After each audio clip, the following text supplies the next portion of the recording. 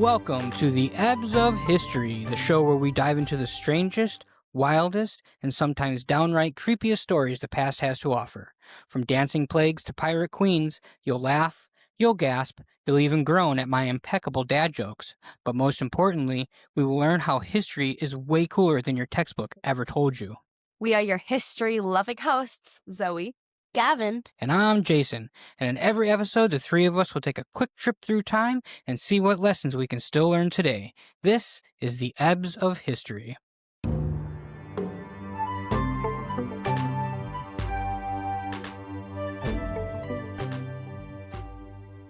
Hey everyone, welcome back to another episode. We're so glad you're here with us today. Whether you're folding laundry, commuting, or just taking a break, we appreciate you spending this time together. Before we dive into today's absolutely wild story, I want to check in with Zoe and Gavin. How was everybody's week? It was pretty good, besides the fact that I got pretty sick at the end of the week. Oh no. Yeah, Are you better now? I'm feeling a lot better, but I probably sound a little off today. So Okay. ignore that, everybody, but brain's working at full capacity. Perfect. That's what we need. Gavin, how was your week? I did catch a little of Zoe's sickness. Oh so no, you too. I'm a little nasally today. Yeah, you both are. I can hear it. But I had a test on Friday that I got 16 out of 15. It was in math. Nice. That's awesome. You got the bonus question. So, whoop, whoop. Good job. Anything else before we head into our topic for the week? Nope. All right. Have you ever had a song stuck in your head so badly that you're like, I will never know peace again? Yeah, Yes. Yeah. 1000%. Sometimes when I'm sleeping, I will have a song stuck in my head and I cannot sleep. An earworm, an absolute earworm. I wake up that way. I wake up with a song in my head almost every day. We know. For no other reason than just randomness. It's kind of weird. Now, imagine that feeling of having that song stuck in your head, but it's your legs. And they're like, we're doing cardio now, forever. Today's story is one of the weirdest public health mysteries in history. Today we're traveling back to 1518 in Strasbourg, which is now part of France, but was then part of the Holy Roman Empire. Picture this. A woman steps into the street and starts dancing. She doesn't stop. For days. Then more people join her. Then dozens. Then hundreds. They danced until they collapsed. Some may have even died. No music, no celebration, just uncontrollable, relentless dancing. This is the story of the dancing plague of 1518, one of history's most bizarre and haunting mysteries. Before we get into the nitty-gritty, have either of you heard of this? It sounds like Footloose, like the movie Footloose. That's the first thing I thought of. Well, it kind of sounds like anti-Footloose, doesn't it? Because they couldn't Yeah. dance. Yeah. Yeah. I've seen things online of this dancing plague where Okay. a woman just like walked into the city square, started dancing, couldn't stop. Mm-hmm. More people joined. People collapsed and died of exhaustion because saw they this could on- not stop. On a video or something? Yeah. Oh, cool. It sounds like our intro from Dancing Plagues Oh, to Pirate it is, Queens. yeah. All right, so what's your first reaction? Does this sound real to you? The fact that somebody could just start dancing for no reason and then a bunch of people feel compelled to do the same thing? I mean, it sounds like a stupid musical. It kind of Like, does. I should know, like, there's just huge dance numbers for absolutely no reason. It sounds like a fairy tale or they're in a high school musical. That's right, yep. All right, keep that all in mind as we go on to our story. Let me set the scene for you. It's July 1518 in Strasbourg, a bustling city on the border of modern-day France and Germany. The city is dealing with the usual medieval problems: periodic famines, disease outbreaks, poverty, and the constant anxiety that comes with not knowing if you'll have enough food to make it through winter. And life is not exactly thriving. Hard work, anxiety, and religion is woven into everything. Very stressful times. Life is hard, but people are managing.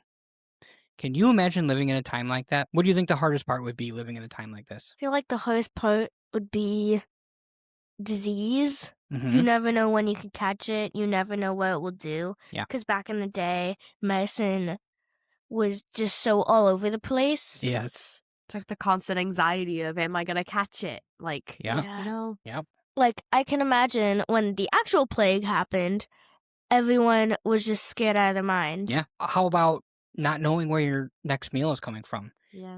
We just ate lunch a little bit ago. And imagine not knowing if we're going to be able to eat dinner tonight. That, I think, would be the hardest part. Yeah. It's just scary. Yeah. And it's sad that that still happens today. It does. Food insecurity is a very real problem.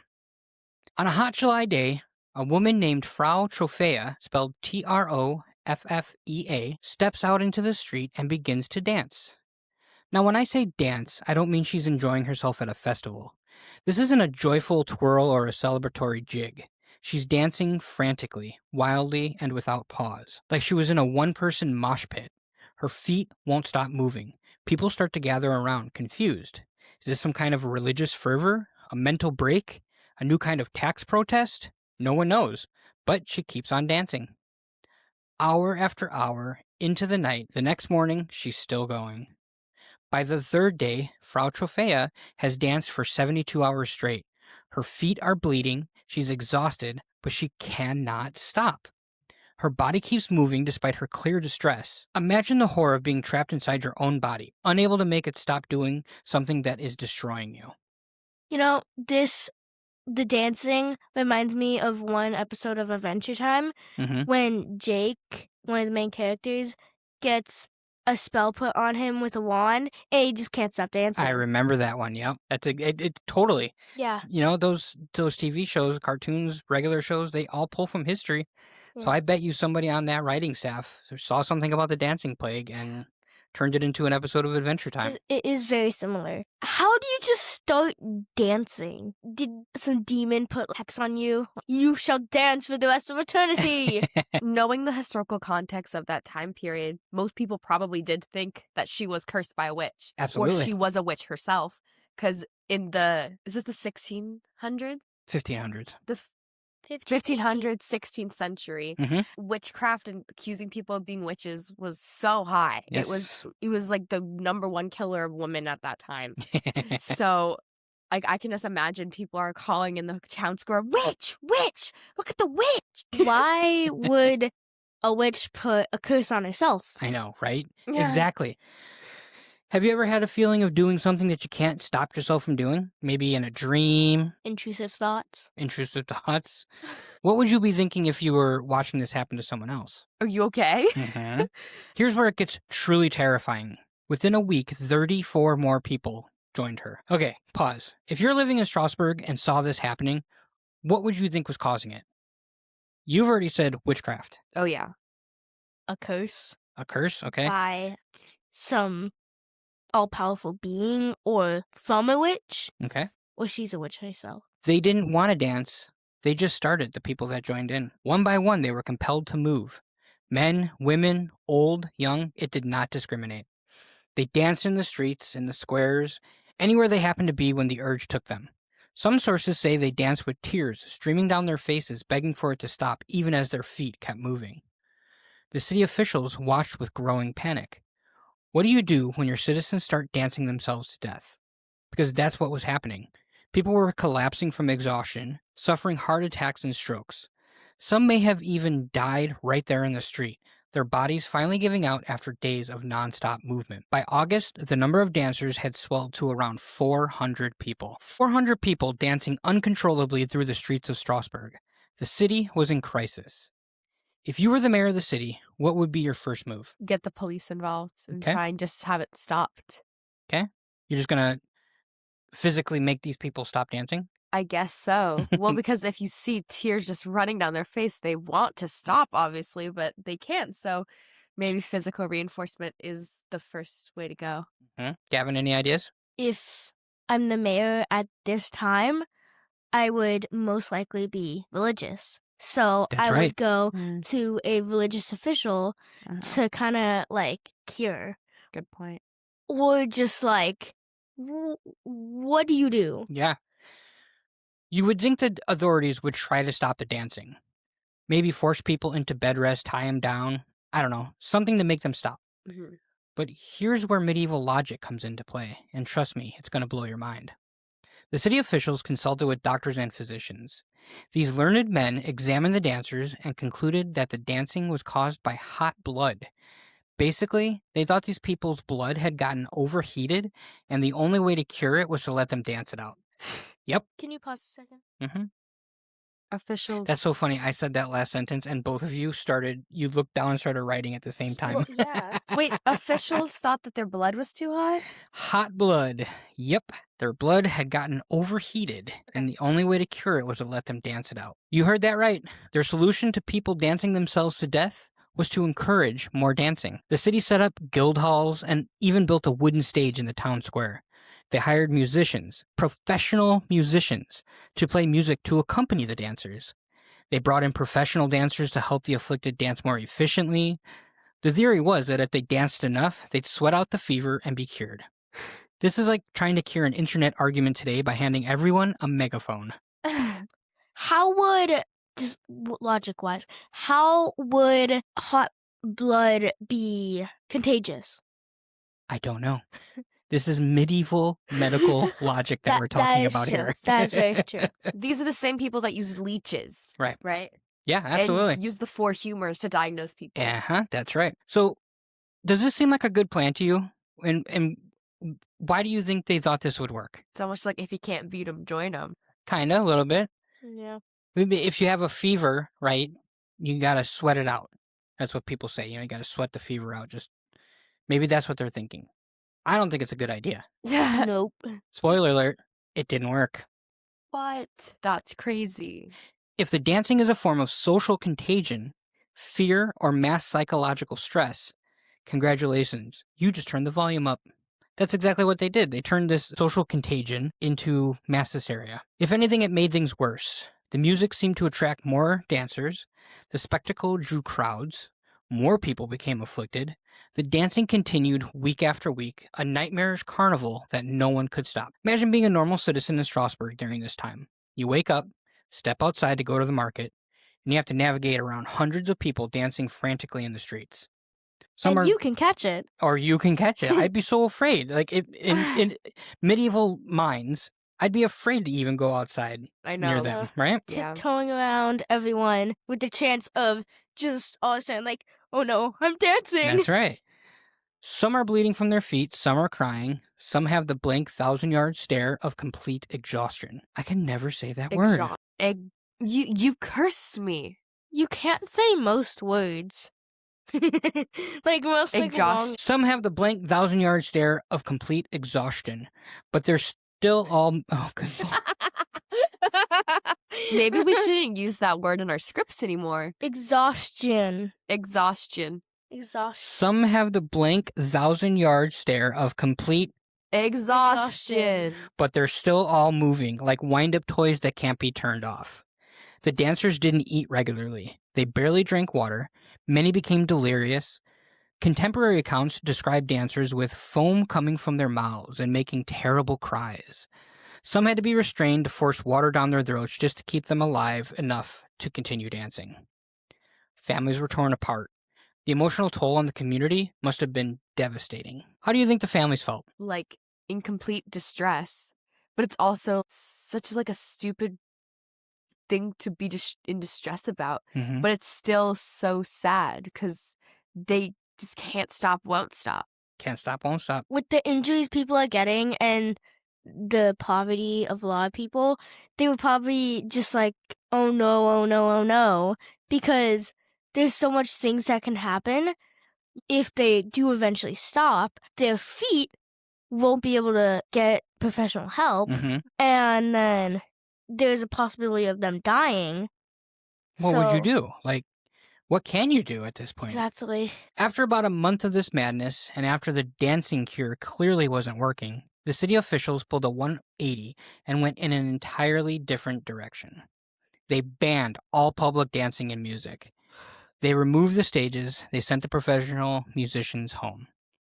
More importantly, they turned to the church. See, the people of Strasbourg believed that the dancing plague might be a curse from Saint Vitus, a Christian martyr who was associated with dancing disorders. They have. I know, right? You said that so casually. Yep. Oh, yes, he was associated with dancing disorders. That's why he's cursing them. Right. There was even a condition called Saint Vitus's dance, which we now know as Sydenham's chorea, a neurological disorder. The people believed that if they had somehow angered Saint Vitus, only he could release them from their curse.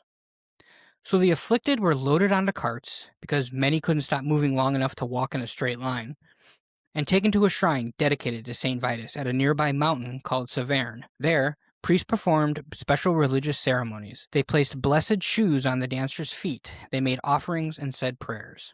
And then, it stopped. I guess it worked. After all that, it just stopped?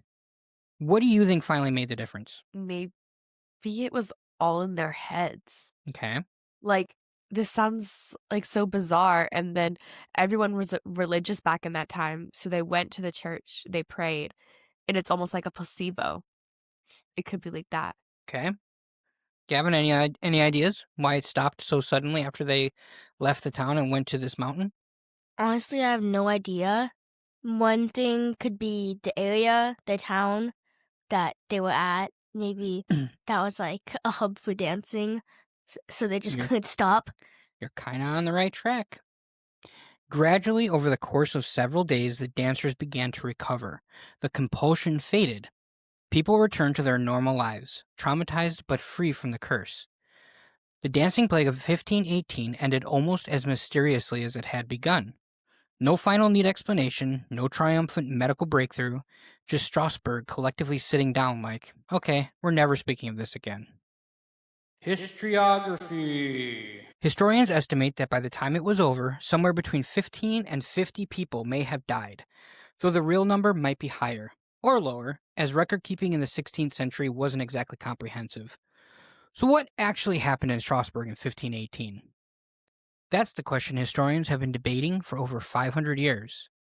It's time for This Day in History. Nope. Historiography. I'm going to add that in later. So. I was like shaking my head like that. We're not relying on a single dramatic diary entry titled, "Help, my feet have betrayed me." The primary sources for this event come from contemporary chronicles, city council notes, and medical documents from Strasbourg itself. The physician Paracelsus mentioned it in his writings, though he wasn't present. A Strasbourg historian writing later in the 16th century provided one of the most detailed accounts. For centuries, the dancing plague was treated as either a curiosity or dismissed as exaggerated folklore.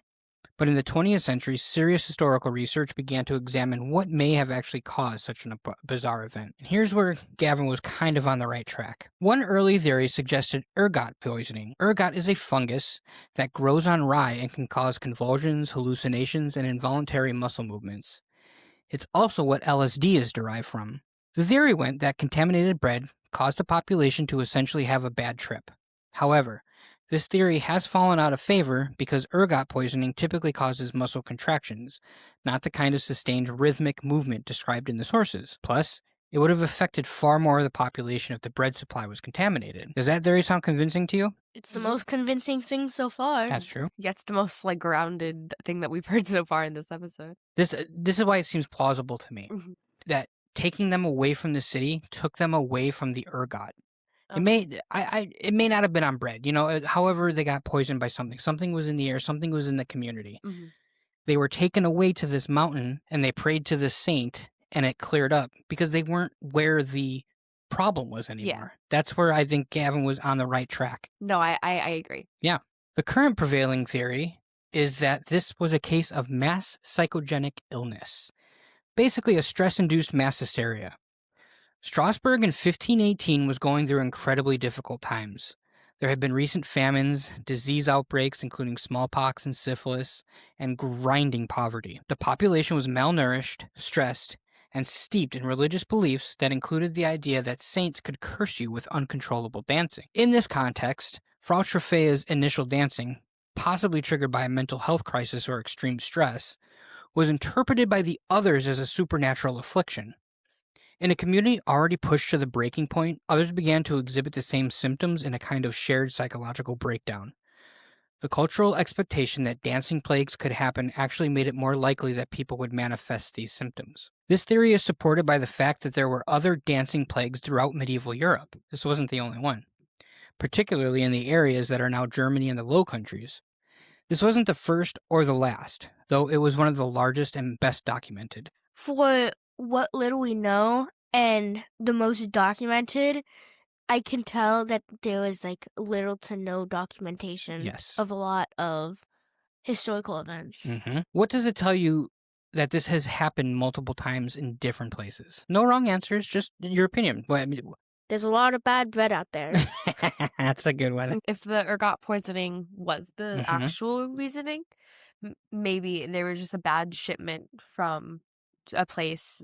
Because weren't they doing exploration at this point? Or was that Yeah. not yet? Where It- when they were going to new worlds and they weren't used to It certain was, but things? this was in the, the countryside. These Oh, are in okay. small Wasn't in big towns that cities. aren't, they're not traveling in their everyday lives. It could have been These just are like poor farmers, could have been just like a peasants. bad crop. It could have been, yeah, Bad crop season across across that entire area, yeah. Yeah.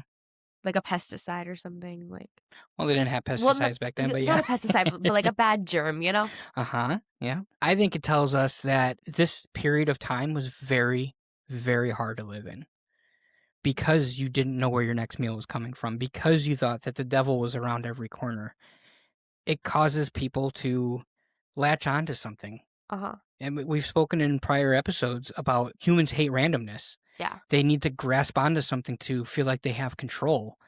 And one person breaking down in what could have been a real mental episode, everybody else saw it as a cause of what was happening. So maybe if they joined in too, I don't know.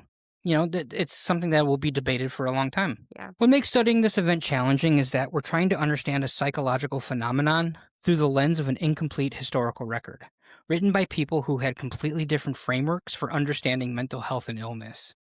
The dancing plague sits at the intersection of social history, medical history, psychology, and anthropology.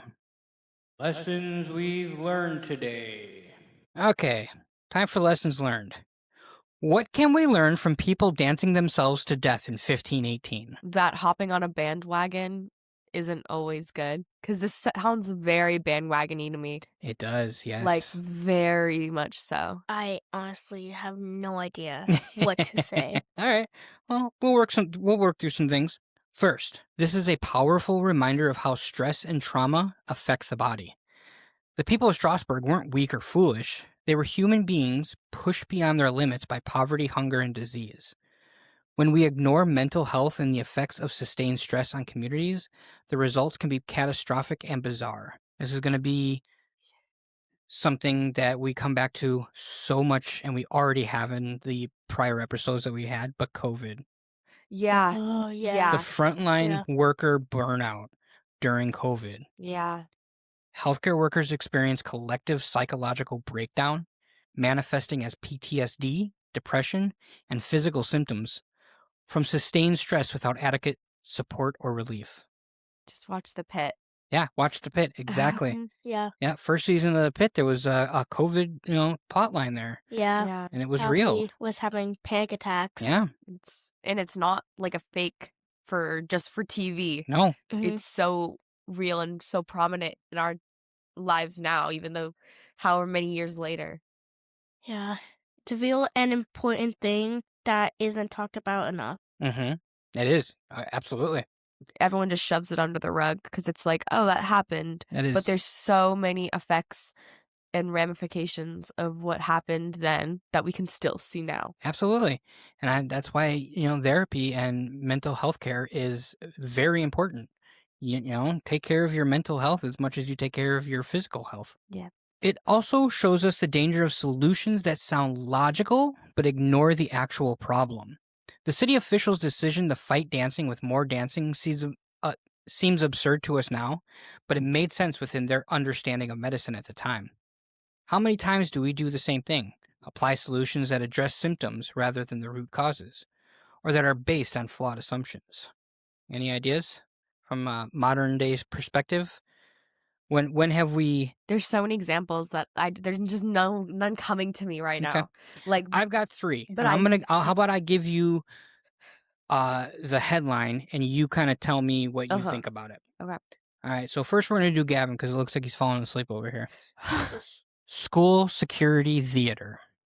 I feel like we're putting all these measures, like there's metal detectors. I heard a story from one of my teachers Mm-hmm. about how they were subbing somewhere and they had metal detectors for the teachers Wow. and the students, but we're not addressing why these people are coming to school with a gun. That's right. Because Go ahead. No.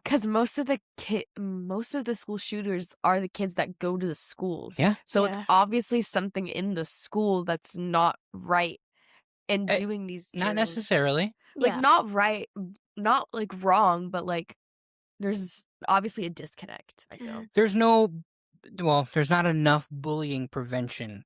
Mhm. And, because that's what causes these. And some of these kids have mental breaks and they're not taking care of their mental health the way they should be. And Mhm. so this is how they react. So by putting in metal detectors and having shooter drills that you guys go through is just a Band-Aid on the actual problem of mental health. Yeah. And I feel like school shooters aren't just because of the school. Right. It's also because of their home environment. Yes. Uh-huh. There's many factors. Mhm. This isn't just a one thing, but the fact Yeah. that we have shooter drills and metal detectors is just a Band-Aid on a Yeah. bigger problem. Yeah. A And then- small Band-Aid on a big That's right. scratch. Yep. It's like the look at me, ooh, big shiny, big new idea, and then there's the actual problem that's just not being fixed. Any other ideas now that you've got some juices flowing about a Band-Aid on a bigger problem? How about homelessness criminalization? Yeah. Yeah. Mm. Arresting people for sleeping in public spaces when they don't Yeah. have a home to sleep in, I mean, whose In- problem is instead of addressing the mental health problems that these people have. And, yeah. Yeah. Like I see pictures online of anti-homeless benches Mhm. so Yeah. they can't sleep on them. Right. they're doing those anti-homeless architectures, and it's They're not addressing affordable housing shortages. Exactly. They're not addressing the mental health problems, addiction treatment. yeah. Mhm. That is they're all factors and that they could be addressing the bigger problem, but instead they're just criminalizing where they can sleep. Mhm. Yeah. That's Yeah. not a solution. And I feel like people, governments, are not building enough houses. Mm-hmm. And instead of building new houses, like new mall. Yeah. New It's- bank. All right. One last one that I'm going to talk to you guys about. Student debt relief. Offering loan forgiveness programs while college costs continue to skyrocket Yeah. without addressing why education became so expensive in the first place. Yeah. That's a big one. Yeah. So these schools are charging more and more and more and more, and we are going more and more and more into debt. And, they're offering loan forgiveness and things. Well, how about bringing down the price of college in the first place? Yeah. And You not wouldn't have to offer do that. Exactly. the loan. Yeah. So, in each case, the solution seems logical within its framework, but doesn't address the fundamental issue, and sometimes makes things worse by creating the illusion of progress. Finally, the dancing plague reminds us that collective belief is incredibly powerful.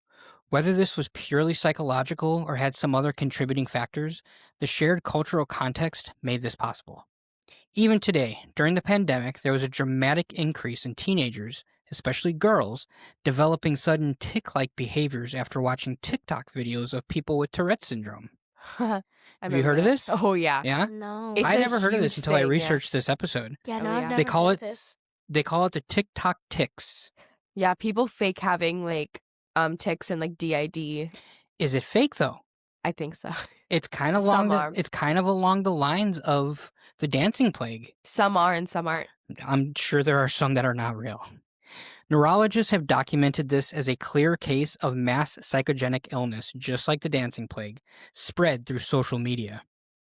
We're all more susceptible to collective thinking than we like to admit, for better or for worse. Have you noticed anything like this, where behavior or trends spread really quickly through a group? Just being in a high school and just Uh-huh. Yeah. that environment. Yeah, It's just- rumors. It's the group think of it all. Uh-huh. It's like a hive mind. It's it's all one mind. Yeah. I'm going to say, Rumors go ahead. spread like wildfires. That's true. And people believe them. I'm going to say one thing, and you guys are going to flip out, especially Gavin. It goes right along with this. Oh, I know what you're gonna Oh, I say. know What do you think I'm going to say? You're gonna say 6, 6, 7. 7. Yes, I am. You constantly say 6, 7. That is the exact same thing we're talking about Yeah, here. Yeah. All right? It's time for the Fun Fact Challenge. Okay, time for the Fun Fact Challenge. Let's see if you guys were paying attention today. I'm not sure about Gavin. He was kind of dozing off a little bit I there. took as much notes Oh, as I you can. that's the most notes you've ever taken. Good No, job, I've dude. taken more. Here are 3 questions about the dancing plague. Remember the rules. Wait until I finish the question, and then you can lock in. Question 1. What was the name of the first woman who started dancing in the streets in Strasbourg? Locked in. in. Oh, God, this that was again. close, but I think I heard Zoe first. Okay. Frau Ruffina. It's weird. It's like Troffea. Trophia, yeah. Trophea. Troffea. Yeah. I was wrong. Give it to me. Just kidding. No, she was That's on the a right joke. track. I just I can't. guess. I just didn't know how to pronounce it. A point for Zoe, no matter how much Gavin doesn't like it. Question 2. What did the city officials initially do to try and cure the dancers, which actually made things worse? Walked in. Gavin. They let people, like, they encouraged Mhm. the dancing because they thought that it would go away because they had hot blood and that's why they were dancing. That's exactly right. They built stages, hired musicians, brought in professional dancers to help them dance more efficiently, things like that. Good job.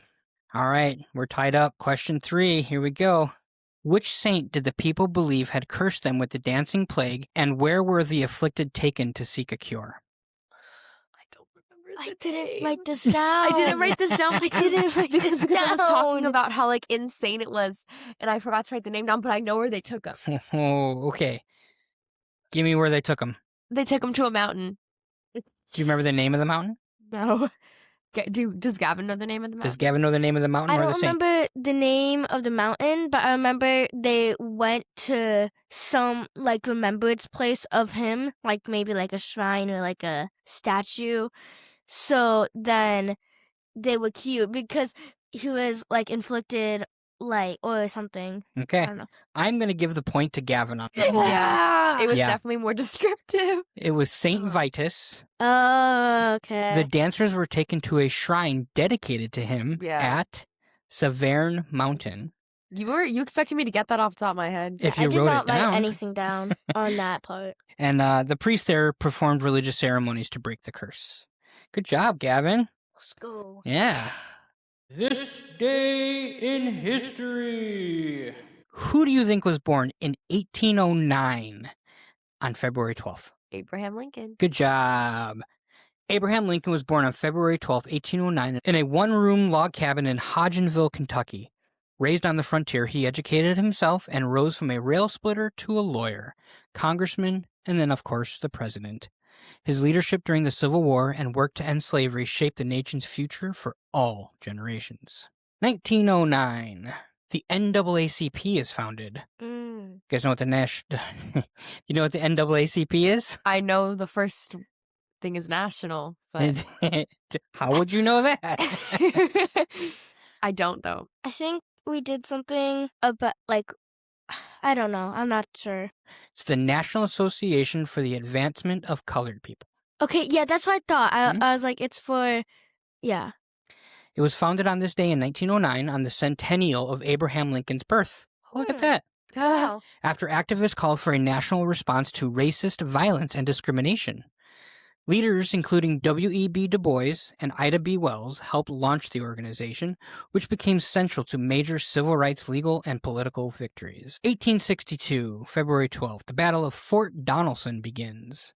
Union forces under Ulysses S. Grant moved against Fort Donelson in Tennessee, a Confederate stronghold on the Cumberland River. The siege and fighting produced a major Union victory days later, opening a path into the South and dramatically boosting Northern morale early in the Civil War. Interesting. It is. The Dancing Plague of 1518 remains one of history's strangest events.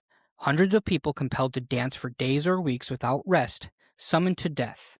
Whether it was mass hysteria born from unbearable stress or something else entirely, it reminds us that humans are fragile, communities can break under pressure, and sometimes the strangest stories are true. May we never forget to care for each other's mental health, to question solutions that seem logical but miss the point, and to recognize when our collective stress needs addressing before it manifests into crisis. Signing off, this has been your host, Gavin. Zoe. And me, Jason, reminding you that history isn't just about the dates and battles. It's about people, curiosity, and the weird, wonderful choices that shaped our world. Until next time, keep wondering, keep laughing, and keep learning through the ebbs of history.